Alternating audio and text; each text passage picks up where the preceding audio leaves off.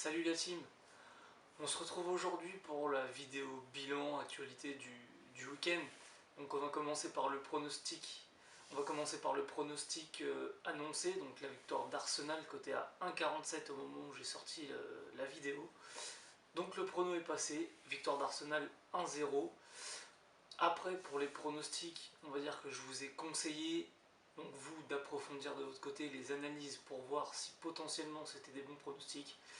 Donc là, on avait les deux équipes marques. Donc, qui n'est pas passé?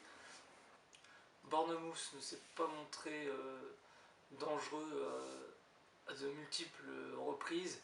Il y a eu quelques occasions, mais apparemment pas assez pour finir et mettre un but. Donc voilà, donc ce pronostic n'est pas passé. Ensuite, du côté du match, Real Madrid-Grenade.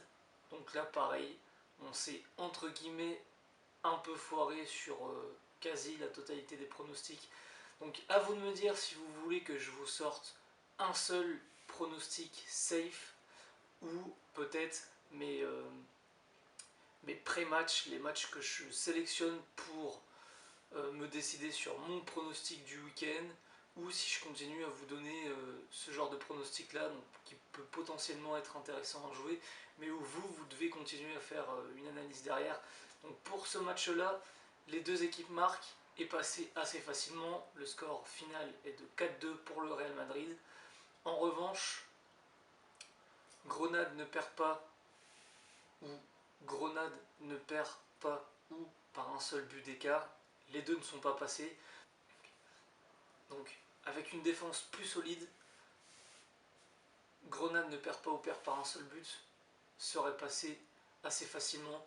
Donc évidemment le Real Madrid a été dominateur, évidemment le Real Madrid a eu des occasions, mais si Grenade avait été plus solide défensivement, ce pronostic serait passé.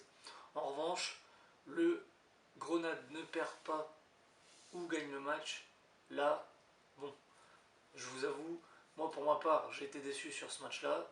Grenade, c'était plutôt solide, c'était plutôt costaud, ça a montré des belles choses face notamment au FC Barcelone et aussi à d'autres équipes, contre d'autres équipes.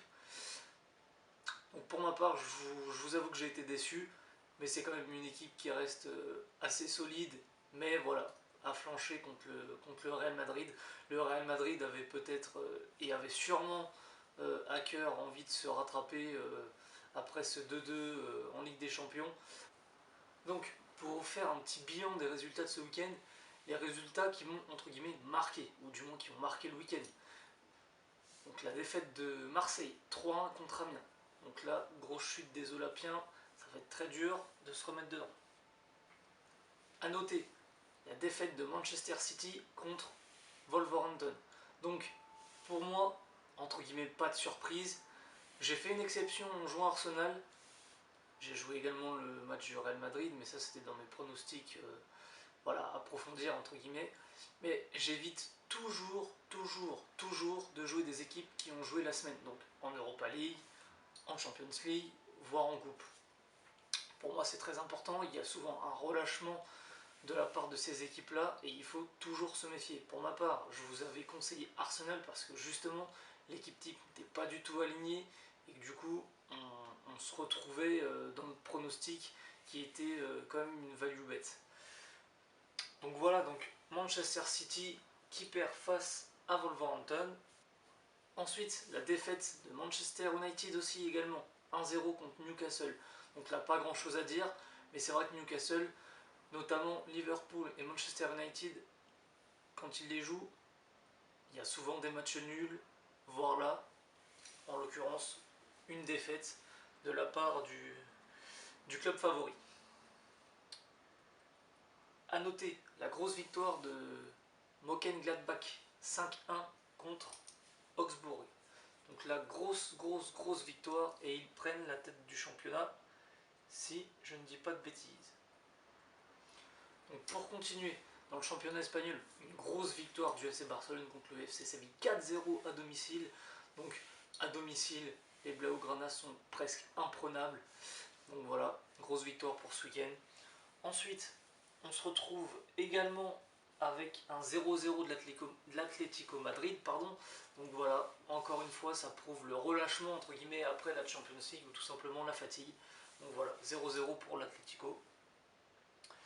Par la suite, donc je voulais vous parler du derby Saint-Étienne-Lyon, 1-0 pour Saint-Étienne.